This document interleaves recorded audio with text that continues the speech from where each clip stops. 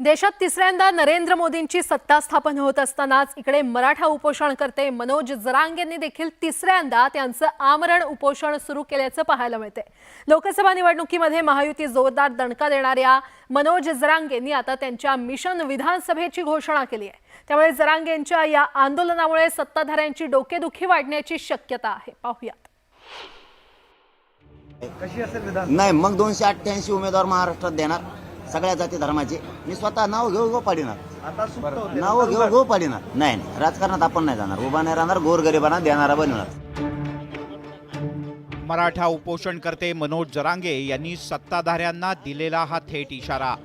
लोकसभा निवडणुकीत मराठा आरक्षणाचा मुद्दा चांगलाच परिणामकारक ठरल्याचं पाहायला मिळालं।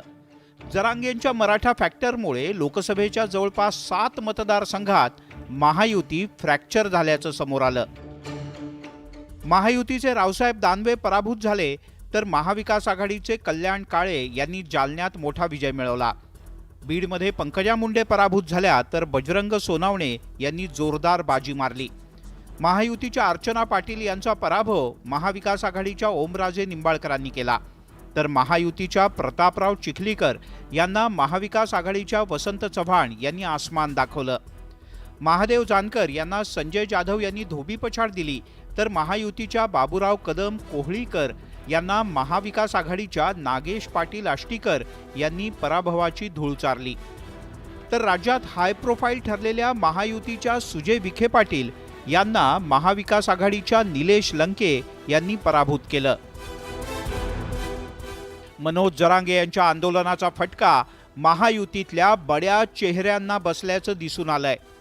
आता तर जरांगे यांनी विधानसभेसाठी जोरदार धक्का देण्याची रणनीती आखल्याचं दिसतंय।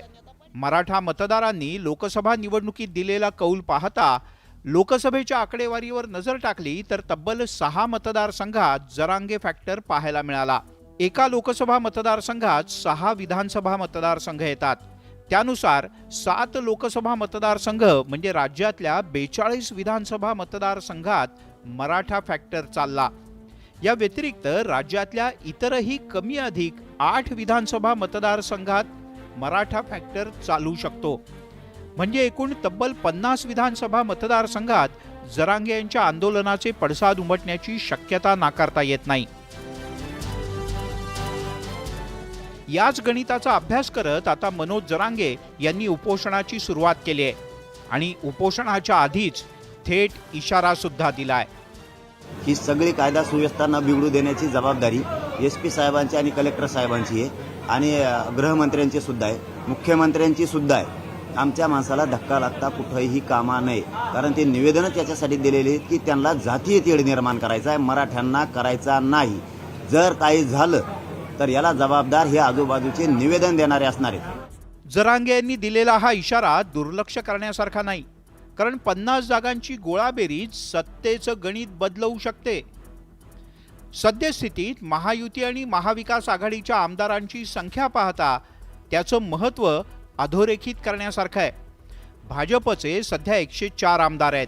अजित पवार यांच्या राष्ट्रवादीचे 42 तर शिंदेंच्या शिवसेनेचे 40, म्हणजे महायुतीचे तिन्ही पक्ष मिळून तब्बल 186 आमदार सत्तेत आहेत।